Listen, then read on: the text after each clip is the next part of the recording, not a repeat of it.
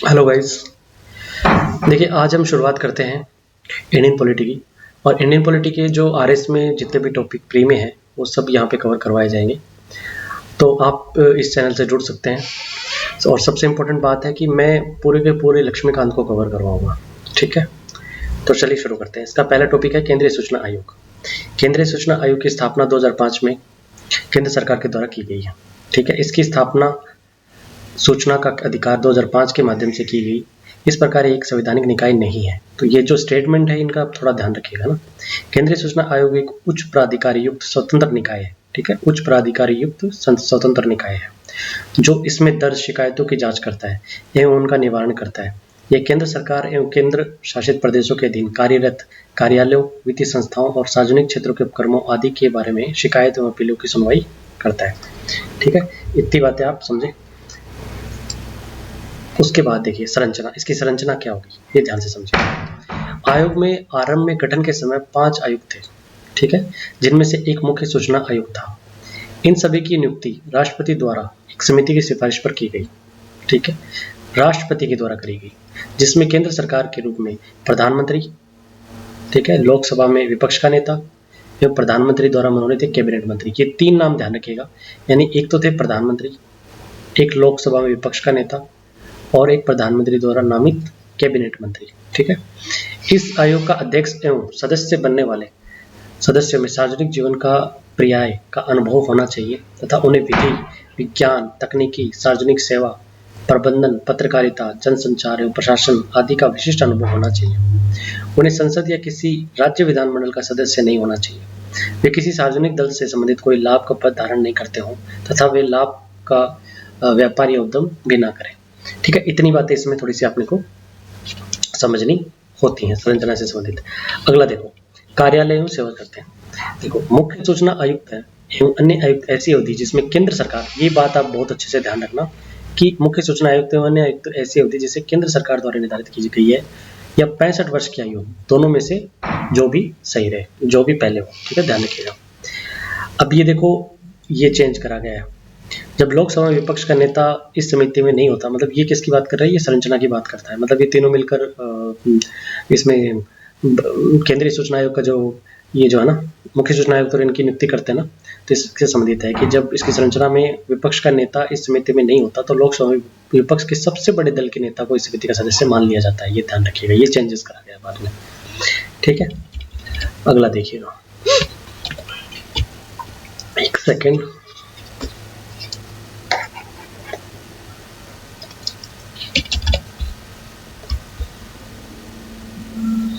ठीक है, और वो मैंने बता दिया कि 65 वर्ष से इससे पहले जो भी हो ना पद पर बने रहते हैं एवं पुनर्नियुक्ति का पात्रता नहीं होती है। तो याद रखिएगा, पुनर्नियुक्ति की इसमें पात्रता नहीं होती है। राष्ट्रपति मुख्य सूचना आयुक्त एवं अन्य आयुक्तों को निम्न प्रकार के से पद से हटा सकता है। देखो, इसमें एक सीधा सा कॉन्सेप्ट है जो आपको ध्यान रखना चाहिए, और वो कॉन्सेप्ट ये है कि राष्ट्रपति इन कारणों की वजह से तो डायरेक्ट हटाएगा। जैसे अगर मान लो ये मुख्य सूचना आयुक्त या तो दिवालिया हो गए हैं या उन्हें नैतिक चरित्रहीन के किसी अपराध के संबंध में दोषी करार दिया गया है, यदि वे अपने कार्यकाल के दौरान किसी अन्य लाभ के पद पर कार्य कर रहे हों, यदि वे राष्ट्रपति वर्ष के शारीरिक और मानसिक रूप से अपने दायित्व का निर्वहन करने में अक्षम हो, ठीक है, वे किसी ऐसे लाभ को प्राप्त करने होते हुए हो जिसमें उनका कार्य निष्पक्षता प्रभावित होती हो, तो वो डायरेक्ट हटा देंगे। ठीक है, लेकिन अगर बाई चांस इसके अलावा राष्ट्रपति आयोग के अध्यक्ष एवं अन्य सदस्यों के सिद्ध कदाचार और क्षमता के आधार पर भी पद से हटा सकते हैं। हालांकि इन मामलों में राष्ट्रपति मामले को जांच के लिए उच्चतम न्यायालय के पास भेजता है। ये बात ध्यान रखिएगा, ये मैंने जब आपको कल जो SHR से पढ़ाया था उसमें भी सेम सा ही था ना, तो थोड़ा सा ये ध्यान रखिएगा। तो इन मामलों में राष्ट्रपति मामले को जांच के लिए उच्चतम न्यायालय के पास भेजेगा। उच्चतम न्यायालय जांच के उपरांत मामलों को सही पाता है तो वह राष्ट्रपति को इस बारे में सलाह देता है। इसके उपरांत राष्ट्रपति अध्यक्ष और अन्य सदस्यों को पद से हटा देता है। मुख्य सूचना आयुक्त के वेतन एवं भत्ते एवं अन्य सेवा शर्तें केंद्र सरकार निर्धारण करती है। तो ये ध्यान रखिएगा, केंद्र सरकार ही इसकी नियुक्ति करती है और इसके वेतन भत्ते में निर्धारण करती है। ठीक है, लेकिन उनकी सेवा काल में उनमें कोई लाभ परिवर्तन नहीं होगा। ये आगे लाइन लिखी हुई है, मैं बता देता हूँ आपको। ठीक है, अभी देखो, जब सूचना आयुक्त या मुख्य सूचना आयुक्त के रूप में कार्य करने हेतु योग्यताधारी होता है तो वह भी 5 वर्ष से अधिक अपने पद पर नहीं रहता। ये बात अच्छी है, थोड़ा सा ध्यान रखिएगा, ये चेंज करी गई। मतलब जब कोई भी सूचना आयुक्त होता है ना, उन्हीं को कल चलकर मुख्य सूचना आयुक्त बनाएंगे, लेकिन उसकी भी मैक्सिमम कितने साल होगी, 5 साल से ज्यादा वो पद पर नहीं रह सकता। ठीक है।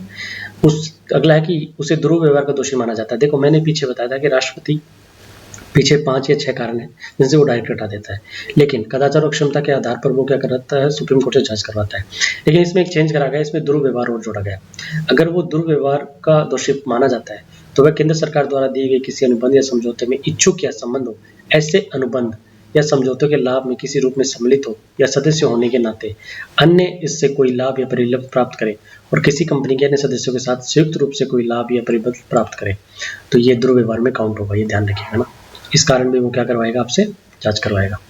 तो देखिए, वेतन एवं भत्ते अन्य शर्तें में कोई लाभ परिवर्तन नहीं होगा, ये मैं बता चुका। ठीक है।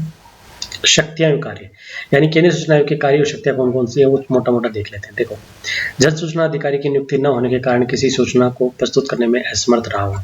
देखो हम क्या करते हैं, जैसे कोई भी डिपार्टमेंट है, उस डिपार्टमेंट में क्या होता है कि जो डिपार्टमेंट होता है वो उसमें एक जन सूचना अधिकारी लगाता है।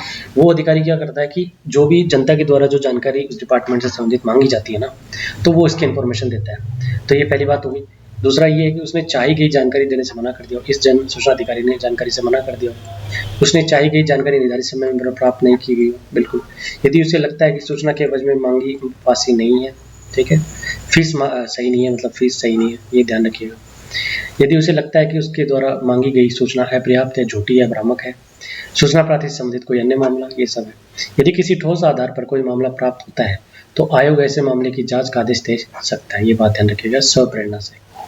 ठीक है। जांच करते समय निम्न मामलों के संबंध में आयोग को दीवानी न्यायालय की शक्तियां प्राप्त है, ये भी ध्यान रखिएगा। ठीक है। दीवानी न्यायालय की शक्तियों में क्या क्या आएगा, देखो, वह किसी व्यक्ति को प्रस्तुत होने एवं उस पर दबाव डालने के लिए समन जारी कर सकता है तथा मौखिक या लिखित रूप से शपथ के रूप में साक्ष्य प्रस्तुत करने का आदेश दे सकता है। ठीक है।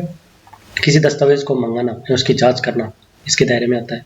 शपथ पत्र के रूप में भी साक्ष्य प्राप्त कर सकता है। किसी न्यायालय या कार्यालय से सार्वजनिक दस्तावेज की मांग कर सकता है। किसी गवाह या दस्तावेज की जांच के लिए सम्मन जारी कर सकता है। तो इसमें मोटी मोटी बातें ध्यान रखिएगा। ठीक है। फिर है शिकायत की जांच करते समय आयोग लोक प्राधिकारी के नियंत्रण किसी दस्तावेज या रिकॉर्ड की जांच कर सकता है तथा इस रिकॉर्ड को किसी भी आधार पर प्रस्तुत करने से इनकार नहीं किया जा सकता। दूसरे शब्दों में जांच के समय किसी सार्वजनिक दस्तावेज को आयोग के सामने प्रस्तुत करना अनिवार्य होगा। ठीक है।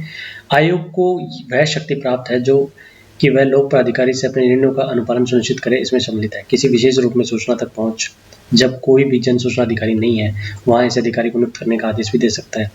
सूचनाओं के प्रकार या किसी सूचना का प्रकाशन करवा सकता है। रिकॉर्ड के प्रबंधन, रख रखाव, निष्टीकरण की रीतियों, इसके प्रभाव को आवश्यक परिवर्तन कर सकता है। सूचना के अधिकार के बारे में प्रशिक्षण की व्यवस्था कर सकता है। ये छोटी छोटी बातें ध्यान रखना। इस अधिनियम के अंतर्गत दंड लगाना भी हो सकता है, किसी याचिका में स्वीकार करना भी हो सकता है। ये आयोग के अधिकार है। ठीक है, ये ध्यान रखने। इस अधिनियम के क्रियान्वयन के संदर्भ में आयोग अपना वार्षिक प्रतिवेदन केंद्र सरकार को प्रस्तुत करता है। ये बड़ा ध्यान रखना। इसका मतलब तुम याद रखना, इसके जो वेतन वगैरह भी केंद्र सरकार निर्धारित करता है ना। और तो इसकी ये रिपोर्ट भी क्या होगा, किसको देगा, ये देगा केंद्र सरकार को। केंद्र सरकार इस प्रतिवेदन को दोनों सदनों में रखवाती है, यानी लोकसभा और राज्यसभा दोनों में रखवाती है। ठीक, ये ध्यान रखिएगा। जब कोई लोक प्राधिकारी से अधिनियम का पालन नहीं करता है तो आयोग इस संबंध में आवश्यक कार्रवाई कर सकती है, ऐसे कदम उठा सकती है जो आयोग का अनुपालन सुनिश्चित करे। और ये ध्यान रखिएगा, आयोग जो है ना, लोक सूचना अधिकारी पर 250 रुपये प्रतिदिन के हिसाब से जुर्माना लगा सकती है, जो कि अधिकतम कितने 25,000 रुपये हो सकता है। ठीक है। तो एक से देखो जुर्माना कितना है, 250 से 25,000। अब इसमें याद करने वाली क्या क्या बातें हैं, वो बातें मैं बताता हूँ। एक तो आप याद रखना किस अधिनियम के अंतर्गत आया, 2005 की। ठीक है, सूचना के अधिकार के अंतर्गत आया। दूसरी बात आप ये याद रखना कि संवैधानिक निकाय है, और तीसरी बात ये याद रखना कि स्वतंत्र निकाय है। 3 बातें याद होगी। उसके बाद चौथी बात आप ये याद रखना इसके अंदर, वो ये याद रखना कि इसकी नियुक्ति कौन करता है, केंद्रीय सूचना आयोग की। इसकी नियुक्ति राष्ट्रपति प्रेसिडेंट करता है, पहली बात होगी। दूसरी बात, इसमें नियुक्ति में कैसे करता है वो, एक चयन समिति की सिफारिश पर करता है। चयन समिति में 3 आदमी होंगे, वो 3 आदमी कौन कौन से होंगे अपने को ध्यान रखना। एक हमारे होंगे पीएम साहब, उसके बाद एक मनोनीत उनके एक सदस्य होंगे। ठीक है, मतलब अपने पीएम साहब होंगे, मनोनीत सदस्य होंगे। ठीक है, पीएम साहब होंगे और मनोनीत सदस्य होंगे, और एक लोकसभा में विपक्ष के नेता होंगे। ये 3 इसमें हो जाएंगे। तो ये तीनों बातें आपको मोटा मोटा ध्यान रखना है। ठीक है, विपक्ष के नेता। ठीक है, क्लियर हुई बातें। ठीक है। और उसके बाद इसमें इंपॉर्टेंट याद रखना, इसमें इसके जो कार्यकाल होता है 65 वर्ष मैक्सिमम होता है या केंद्र सरकार निर्धारित करे वो, ये मोटी मोटी बातें ध्यान रखना बस आप एक बार, ठीक है। 65 वर्ष या केंद्र सरकार निर्धारित करे। और दूसरी बात, इसके पद पर रहते हुए लाभकारी परिवर्तन नहीं हो सकते वेतन संबंधित। और ये भी याद रखना कि अपनी रिपोर्ट किसको देता है, केंद्र सरकार को। और अगर कोई लोक सेवक ऐसे गड़बड़ करता है तो आपको 250 से 2,500 रुपये तक, मतलब 25,000 रुपये तक का जुर्माना लगाने का इसको अधिकार है। अगला आयोग है अपना केंद्रीय सतर्कता आयोग। अब उससे संबंधित देखो आप 2-4 क्वेश्चन या जितने भी क्वेश्चन अभी तक एग्जाम में आए हैं वो आप कर सकते हैं, इतना ही पढ़ना होता है। अब अगला देखते हैं केंद्रीय सतर्कता आयोग। देखिए, इस केंद्रीय सतर्कता आयोग केंद्र सरकार में भ्रष्टाचार रोकने के लिए एक प्रमुख संस्था है। भ्रष्टाचार रोकने के लिए ध्यान रखिएगा। सन 1964 में केंद्र सरकार द्वारा पारित एक प्रस्ताव के अंतर्गत इसका गठन हुआ। भ्रष्टाचार को रोकने पर बनाई गई संथानम, जो 1962 और 1964 की सिफारिश पर इसका गठन हुआ। तो याद रखना सीवीसी का जो गठन है ना वो संथानम समिति की सिफारिश पर हुआ, ये ध्यान रखना, यहाँ से क्वेश्चन बनता है, ठीक है। उसके बाद इस प्रकार मूलतः केंद्रीय सतर्कता आयोग न तो एक सांविधिक संस्था है और न एक संवैधानिक है, दोनों है ना। बाद में इसे केंद्रीय सतर्कता आयोग अधिनियम 2003 द्वारा वैधानिक दर्जा दिया गया, ठीक है, वैधानिक दर्जा दिया गया, ये बात समझ में आ गई, ठीक है। केंद्रीय सतर्कता आयोग को सार्वजनिक हित खुलासे एवं सूचना देने वाले सुरक्षा प्रस्ताव 2004 एवं public interest disclosure and protection of informers resolution के तहत सूचना देने वाले द्वारा भ्रष्टाचार अथवा कार्यालय के दुरुपयोग के आरोप के किसी भी प्रकार के खुलासे अथवा शिकायतों प्राप्त करने और उन पर कार्रवाई करने हेतु अधिकरण बनाए गए। उक्त प्रस्ताव को विशल ब्लोअर के रूप में नाम से भी जाना जाता है। सीवीसी के साथ ऐसी सशक्त एजेंसी के रूप में मनाया जाता है कि वह जानबूझकर दुर्भावना से प्रेरित शिकायतों को कार्रवाई करे, ठीक। सीवीसी शीर्ष सतर्कता संस्थान के रूप में प्रकल्पित है, ठीक है, जो किसी कार्यकारी प्राधिकरण के नियंत्रण से मुक्त होगा। केंद्र सरकार के अंतर्गत समस्त सतर्कता गतिविधियों का अनुसरण करेगा। केंद्र सरकार के संगठनों और उनके सतर्कता कार्यों की योजना बनाने और क्रियान्वयन करने से संबंधित है ये, ठीक है। आगे एक सेकंड, करने तथा समीक्षा करने और सुधार करने के संबंधित प्राधिकारी। अब ये देखो, एक सेकंड सुनना है। भारत सरकार द्वारा 1962 में भ्रष्टाचार निवारण समिति का गठन किया गया, ठीक, जिससे संसद सदस्य के 97 अध्यक्ष थे तथा 5 अन्य सांसद इसके सदस्य थे। इसके अलावा समिति में 2 वरिष्ठ अधिकारी को सदस्य रूप में नियुक्त किया गया, ठीक है। एक सेकंड, संरचना देखो, यानी जो सीवीसी एक बहुसदस्य निकाय है, ये पहले ध्यान रखना, बहुसदस्य निकाय है जिसमें एक केंद्रीय सतर्कता आयुक्त होता है जो कि अध्यक्ष होता है, 2 या 2 से कम सतर्कता आयुक्त होते हैं, ठीक है। ये दोनों बातें ध्यान रखना। संरचना बहुत इंपॉर्टेंट है ना, यानी कि केंद्रीय सतर्कता आयोग में क्या है, ये बहुसदस्य निकाय है जिसमें एक तो होता है अध्यक्ष और 2 या 2 से कम सतर्कता आयुक्त होते हैं, ठीक है। इनकी नियुक्ति राष्ट्रपति द्वारा एक 3 सदस्य समिति की सिफारिश पर की जाती है, 3 सदस्य की सिफारिश पर की जाती है, बिल्कुल की जाती है। समिति के प्रमुख प्रधानमंत्री व अन्य सदस्य लोकसभा विपक्ष के नेता और केंद्रीय गृह मंत्री हैं। अब देखो ये पीछे वाले से कितना डिफरेंस है, ये ध्यान रखना। प्रधानमंत्री तो अपने अध्यक्ष होते हैं, उसके बाद लोकसभा विपक्ष के नेता उसमें भी थे, वहां पे गृह मंत्री, वहां पे मनोनीत मंत्री थे, ठीक है, प्रधानमंत्री के द्वारा, जबकि यहाँ पे कौन है, गृह मंत्री। इनका कार्यकाल 4 वर्ष और 65 वर्ष होता है, ये बड़ी ध्यान रखना बात, 4-65 है। तो सीवीसी का कार्यकाल कितना है, 4-65, जो भी पहले तक होता है। अपने कार्यकाल के पश्चात केंद्र तथा राज्य के किसी भी पद के योग्य नहीं होंगे, पुनर्नियुक्ति नहीं होगी। राष्ट्रपति केंद्रीय सतर्कता आयुक्त या अन्य किसी भी सतर्कता आयुक्त को उनके पद से किसी भी समय परिस्थिति में हटा सकता है। देखो इस बात को मैं नहीं बताऊंगा, अगर आपने पीछे पढ़ा है तो सेम ही बात है, इसका कोई मतलब इसको दोहराया गया है कि इसमें देखो अगर ये कारण होंगे, यानी ये जो 5 कारण होंगे, इससे वो डायरेक्ट हटा देगा प्रेसिडेंट, ठीक है, समझ गए। 5 कारण में दिवालिया, ठीक है, और मानसिक या शारीरिक रूप से कार्य असमर्थ हो, या अपने कार्य क्षेत्र से बाहर जाकर लाभ का धारण करे, या चरित्रहीन हो, ये सब 5 कारण होंगे तो डायरेक्ट हटा देगा।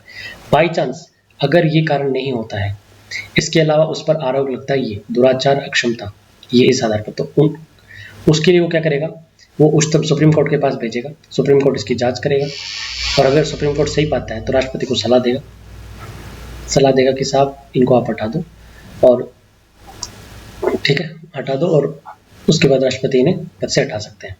वह दुराचार का दोषी माना जाता है यदि वह केंद्रीय सरकार के किसी भी अनुबंध अथवा कार्य में सम्मिलित हो, अथवा ऐसे किसी भी अनुबंध अथवा कार्य से प्राप्त लाभ में भाग लेता हो जिसके उपरांत प्रकट होने वाले लाभ व सुविधाएं किसी निजी कंपनी को सदस्यों के सम्मान ही प्राप्त करता हो, ये दुराचार का कारण बन जाएगा, ठीक है ना। ये वो पीछे वाली बात है, उसको दोहराया गया, मोटा मोटा समझ रहे हो।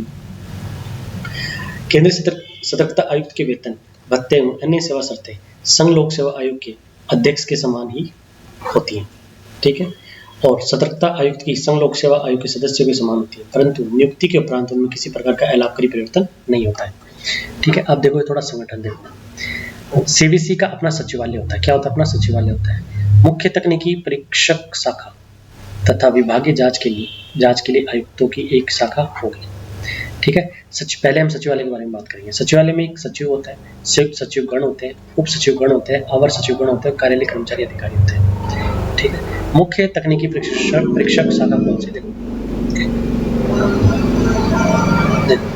ये वाली बात कर रहे हैं। देखो, मुख्य तकनीकी परीक्षक संगठन सीबीसी की तकनीकी शाखा है जिसमें मुख्य अभियंता जिनका पदनाम मुख्य तकनीकी परीक्षक होता है तथा सहायक इंजीनियर स्टाफ होता है। इस संगठन को दिए गए कार्य निम्नवत है।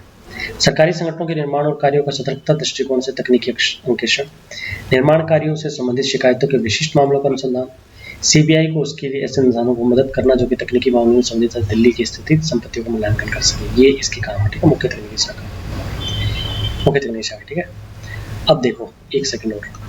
हाँ, विभागीय जांच के लिए आयुक्त दो थे ना, एक ये था मुख्य तकनीकी परीक्षक शाखा और एक विभागीय जांच के लिए आयुक्त, सीडीआई बोलते हैं जिसको। सीडीआई जांच अधिकारियों के रूप में कार्य करते हुए जो कि लोक सेवकों के विरुद्ध विभागीय कार्यवाही को मौखिक जांच पड़ताल करते हैं। ठीक है, ये बात ध्यान रखिएगा। केंद्रीय सतर्कता आयोग के प्रमुख कार्य क्या इस प्रकार है। देखो, केंद्र सरकार के निर्देशों पर ऐसे किसी विषय की जांच करना जिसमें केंद्र सरकार या इसके प्राधिकारी के किसी कर्मचारी द्वारा भ्रष्टाचार निवारण अधिनियम 1988 के तहत कोई कार्य अपराध किया गया है। तो ये बात ध्यान रखना, कौन सा अधिनियम है? भ्रष्टाचार निवारण अधिनियम। ठीक है, अगला, निम्नलिखित में से संबंधित अधिकारी के विरुद्ध किसी भी शिकायत की जांच करना जिसमें उस पर भ्रष्टाचार निवारण अधिनियम 1988 के तहत किसी अपराध का आरोप हो। भारत सरकार के ग्रुप ए के कर्मचारी एवं अखिल भारतीय सेवा के अधिकारी। ठीक है, केंद्र सरकार के प्राधिकारियों के निर्दिष्ट स्तर के अधिकारी। अगला ये है कि भ्रष्टाचार निवारण 1988 के तहत अपराधों की जांच से संबंधित दिल्ली विशेष पुलिस स्थापना सीबीआई के कामकाज की देखरेख करना। भ्रष्टाचार निवारण अधिनियम 1988 के तहत अपराधों की जांच से संबंधित दिल्ली विशेष पुलिस सीबीआई की जांच करना। ठीक है, ये बस थोड़ी छोटी बातें, बस एक बार पढ़ लेना इनको, ज़्यादा खास नहीं। बस इसकी संरचना याद रखना, राष्ट्रपति कैसे हटा सकता है वो ध्यान रखना, इसका कार्यकाल याद रखना और ये कैसी संस्थाएं ये ध्यान रखना। मुख्य सतर्कता अधिकारी केंद्र सरकार के मंत्रालय सतर्कता प्रभाग या प्रमुख होता है। वह सभी सतर्कता मामलों में सचिव की सहायता और सलाह करता है। केंद्र सरकार के प्राधिकारी में किसी अधिनियम द्वारा इसके अंतर्गत स्थापित कोई निगम और केंद्र सरकार के स्वामित्व या नियंत्रण में कोई सरकारी कंपनी, समिति और अन्य स्थानीय प्राधिकारी। तो ये बस छोटी छोटी बातें हैं, बस इनको एक बार देख लेना, कोई खास बात इसमें नहीं है। ये भी वही बात है कि भ्रष्टाचार निवारण में संबंधित प्राधिकारी के लंबित प्रार्थना पत्रों की समीक्षा करना, केंद्र और उसके प्राधिकरणों को ऐसे किसी मामले में सलाह देना, ये सारे इसके काम है। बस ये देख लो। कार्य क्षेत्र थोड़ा सा देख लो। देखो, केंद्र आयोग का कार्य क्षेत्र निम्न कर रहे हैं। अखिल भारतीय सेवा के वे सदस्य जो संघ सरकार के मामलों से संबंधित तथा केंद्र सरकार के ग्रुप ए के अधिकारी होते हैं। ठीक है, ये इनका कार्य क्षेत्र। सार्वजनिक क्षेत्र के बैंकों के स्केल 5 से ऊपर के अधिकारी ये इसके कार्य क्षेत्र में आएंगे। स्केल 5 ध्यान रखना ना, इसमें ग्रुप ए एक ध्यान रखना।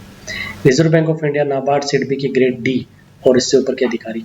ठीक है, सरकारी क्षेत्र के उपक्रमों के बोर्डों के मुख्य अधिकारी और कार्यकारी अधिकारी तथा अनुसूची क और ख और E8 के ऊपर के अन्य अधिकारी। ठीक है, सरकारी उपक्रमों क्षेत्रों के बोर्डों के मुख्य कार्यकारी अधिकारी और कार्यकारी अनुसूची क और ख ई के ऊपर अन्य अधिकारी। ठीक है, साधारण बीमा कंपनी के प्रबंधन में उसके ऊपर के स्तर के अधिकारी। अगला, जीवन बीमा निगम में वरिष्ठ डिविजनल प्रबंधन में उसके ऊपर के अधिकारी। वे अधिकारी जो 8700 प्रतिमाह का वेतन संशोधन पूर्व पाने वाले तथा केंद्र सरकार की महंगाई भत्ता दर से ऊपर की जो दर समय संशोधित की जाती है, सोसाइटी पट्टे या स्थानीय प्राधिकरण में जो केंद्र सरकार के अधीन हो, उनके नियंत्रण में, ये सब के सब आएंगे इसमें। ठीक है, तो इसमें मोटा मोटा ध्यान रखना, अखिल भारतीय के एक सेवा के, सार्वजनिक बैंकों की स्केल 5 से ऊपर वाले अधिकारी, आरबीआई और सिडबी वाले अधिकारी, ये मोटा मोटा आप ध्यान रखना ना, बस ये ध्यान रख लोगे तो आपका काम चल जाएगा। अगला है, ये देखिए आप, एक सेकेंड, कार्य प्रणाली क्या है। देखो, केंद्रीय सतर्कता आयोग अपनी सतर्कता आयोग जो है ना, अपनी कार्यवाही अपनी मुख्यालय दिल्ली से संचालित करता है। आयोग अपनी कार्यवाही विनियमित करने के लिए पूर्ण रूप से सक्षम है। इसके पास दीवानी न्यायालय जैसी सभी शक्तियां और इसका चरित्र भी न्यायिक है। केंद्र सरकार और उसके प्राधिकरण से किसी भी जानकारी अथवा रिपोर्ट की मांग कर सकता है ताकि वो उसकी सतर्कता और भ्रष्टाचार रहित कार्यों पर नजर रखे। केंद्रीय सतर्कता आयोग अपने निर्देश पर किसी जांच एजेंसी द्वारा की गई जांच रिपोर्ट को प्राप्त करने के बाद सरकार या उसके प्राधिकरण को आगे की कार्रवाई करने की सलाह देता है। केंद्रीय सरकार अथवा इसके प्राधिकरण सीवीसी की जांच पर विचार कर का आवश्यक कदम उठाता है। यदि केंद्र सरकार या प्राधिकरण उसकी किसी सलाह से सहमत न हो तो उसे लिखित रूप से उसके कारणों को केंद्रीय सतर्कता आयोग में बताता है। ठीक है, केंद्रीय सतर्कता आयोग की अपनी वार्षिक कार्यकलापों की रिपोर्ट राष्ट्रपति को देनी होती है। किसको देनी होती है, ये बात ध्यान रखनी है। सीवीसी अपनी रिपोर्ट किसको देता है, राष्ट्रपति को। जबकि उन्हें पीछे पड़ रहा था, वो किसको दे रहा था, केंद्रीय सूचना आयोग किसको दे रहा था, केंद्र सरकार को। राष्ट्रपति इस रिपोर्ट की संसद के प्रत्येक संसद में रखवाता है। एक ये छोटा सा एक्ट है 2014 का, विशल ब्लोअर एक्ट। देखो विशल ब्लोअर क्या होता है कि जैसे मान लो कोई संस्था है, संस्था में कुछ गड़बड़ हो रहा है, कोई भ्रष्टाचार हो रहा है, उस संस्था का कोई आदमी कोई इन्फॉर्मेशन इनके पास लेके आता है, उसी को बोलते हैं विशल ब्लोअर। ठीक है, बेसिकली यही समझना। इस एक्ट में विशल ब्लोअर जो की पहचान को गोपनीय रखने की एक विधि प्रस्तुत की है। जो व्यक्ति सरकार में भ्रष्टाचार का पर्दाफाश करते हैं या सरकारी सेवकों द्वारा अनियमितता का खुलासा करते हैं, वे अप्रताड़ित होने के भय से पूर्णतः मुक्त होते हैं। एक्ट की एक ऐसी व्यवस्था स्थापित की गई कि लोग भ्रष्टाचार की जानकारी दे सकें और सरकारी सेवाओं और विशेषाधिकारों का मनमाना दुरुपयोग होने पर यहाँ तक कि मंत्रियों के होने वाले नजर पर उजागर कर सकें। एक्ट के अनुसार एक व्यक्ति एक भ्रष्टाचार का जनहित में उजागर एक सक्षम प्राधिकरण के सक्षम करता है, वह प्राधिकरण केंद्रीय निगरानी आयोग की सूचना देता है। ठीक है, उसके बाद ये जो विशल ब्लोअर वाला एक्ट है मूल रूप से 2011 का, ये ध्यान रखने का। बाद में इसको कितना 2014 में बदल दिया। ये छोटी सी बात इसमें आपको ध्यान रखनी है ना, इतनी सी बात आप ध्यान रख लेना। इसके बाद देखो एक्ट के अनुसार गलत या दुर्भावना से प्रेरित शिकायतें पाए जाने पर शिकायतकर्ता को 2 साल की जेल का दंड या 30,000 रुपये जुर्माना होता है। देखो ये ऐसी बात है कि कोई विशल ब्लोअर है, वही गलत सूचना देता है तो उसको 2 साल की सजा और 30,000 रुपये जुर्माना लग सकता है। एक्ट कहता है कि हर भ्रष्टाचार उद्घाटन को विश्वसनीय तरीके से करना चाहिए। ठीक है, जो व्यक्ति उद्घाटन करता है उससे निजी घोषणा करनी चाहिए, वह आश्वस्त होकर ही घोषणा कर रहा है, इसके द्वारा दी गई सूचना प्रमाणित तौर पर सही है। उद्घाटन लिखित रूप से या ईमेल मैसेज द्वारा हो सकता है, पर वह निर्धारित प्रक्रिया के अनुरूप हो तथा उसमें पूरी बातें हो, साथ में पुष्टि तथा कागजात या सामग्री भी होनी चाहिए। ठीक है, यह एक्ट सेना पर प्रधान, अच्छा ये इंपॉर्टेंट बात है, ये इंपॉर्टेंट बात ध्यान रखिएगा इसकी। ये एक्ट है ना तो सेना पर लागू होता है, ना प्रधानमंत्री की जो सुरक्षा में लगे विशेष सुरक्षा बल होते हैं और पूर्व प्रधानमंत्री की सुरक्षा में लगे बल होते हैं, उन पर ये एक्ट लागू नहीं होता। ये 3 पर लागू नहीं होता, सेना पर, प्रधानमंत्री की अब और पीछे जो सुरक्षा बल लागू मतलब सुरक्षा बल में जो लगे हुए थे उन पर ये लागू नहीं होता, बाकी सब के ऊपर ये लागू होता है। तो मोटा मोटा सीवीसी के बारे में अगर आपको कुछ जानना है, तो आप ये ध्यान रखिएगा कि देखिए, एक सेकंड रुकिए, देखिए मैं जो बोल रहा हूँ आप उसको बस थोड़ा सा ध्यान रखिएगा कि ये बोलना क्या चाह रहा है उस हिसाब से। देखो एक तो ये याद रखना कि इसकी संधारण समिति की सिफारिश पर संवैधानिक और ना है सांविधिक है। ये वैधानिक बनी 2003 में, ये ध्यान रखना। ठीक, उसके बाद इसमें एक आप यह ध्यान रखना, एक सेकंड, ठीक है, इसका ध्यान रखना कि हाँ संरचना क्या है, संरचना याद रखना एक बहुसदस्यीय है और इसमें एक तो होता है केंद्र सीवीसी का अध्यक्ष और 2 से अधिक सतर्कता आयुक्त होते हैं और 3 सदस्य एक समिति होती है जिसकी सिफारिश पर इसको नियुक्त करा जाता है। नियुक्ति करता राष्ट्रपति और याद रखना ये रिपोर्ट भी राष्ट्रपति को देते हैं। और जो सिफारिश होती है इसमें 3 सदस्य होते हैं, प्रधानमंत्री, विपक्ष का नेता यानी लोकसभा विपक्ष नेता और केंद्रीय गृह मंत्री। और इसका जो कार्यकाल होता है 4-65 होता है, ये ध्यान रखना ना। और हटाने के कारण मैंने बता दिया, इन सभी कारणों से डायरेक्ट राष्ट्रपति हटाएगा और अगर कदाचार और क्षमता होते हैं तो राष्ट्रपति सुप्रीम कोर्ट से जांच करवाएगा और वो सलाह देते हैं तो वो हटा देगा। ठीक है, राष्ट्रपति हटा देगा। फिर मैंने बताया था कि इसमें ये ध्यान रखना इसके संगठन की कोई खास इंपॉर्टेंट बात नहीं है, बस ये ध्यान रखना है केंद्र सरकार के प्रमुख कार्य कौन से हैं कि ये देखो जो भी मान लो भ्रष्टाचार निर्माण का अधिनियम हटाते हैं, कोई अपराध किया गया तो उसको उसकी जांच करने के इसके कारण होते हैं, ये ध्यान रखना मोटा मोटा। उसके बाद कार्यक्षेत्र, हाँ कार्यक्षेत्र ये ध्यान रखना कहाँ कहाँ कार्यक्षेत्र है इसका। ग्रुप ए के जो सेंट्रल गवर्नमेंट में ग्रुप ए के जितने कर्मचारी उन पर लागू होगा, बैंक की स्केल 5 वालों पे और रिजर्व बैंक की और नाबार्ड वालों पे ये लागू होता है, मोटे मोटे ध्यान रखना। ठीक, और एक इम्पॉर्टेंट बात यहाँ पे है ये रही कि केंद्रीय सतर्कता आयोग अपनी रिपोर्ट देता है राष्ट्रपति को। ठीक है, एक इम्पॉर्टेंट बात ये है, हाँ राष्ट्रपति संसद के प्रत्येक सदन में रखवाता है। विशल ब्लोअर 2014 का एक्ट है, वास्तव में 2011 का था, ये ध्यान रखना। विशल ब्लोअर मैंने बता दिया क्या होता है। उसके बाद मोटा मोटा ये 2011 ये बता चुका। हाँ, अगर कोई विशल ब्लोअर ही गलत इन्फॉर्मेशन देता है उसको 2 साल और 30,000 रुपये का जुर्माना होता है। तो आज के लिए हमने ये दोनों कवर कर लिए हैं और इससे संबंधित अगर कोई भी प्रॉब्लम हो तो आप कमेंट बॉक्स में ज़रूर कहें, मैं उसका सॉल्यूशन करने का कोशिश करूँगा। देखो मेरा मतलब है कि इसमें काम की चीज़ें आपको पढ़ा देना, बाकी आपको रिवाइज करते रहें। किताब ले आए यहाँ पे एक लक्ष्मीकांत की, जिससे क्या होगा आपको पढ़ने में बड़ा ही आसानी होगी। धन्यवाद। अगर पसंद आया तो लाइक और सब्सक्राइब जरूर करें।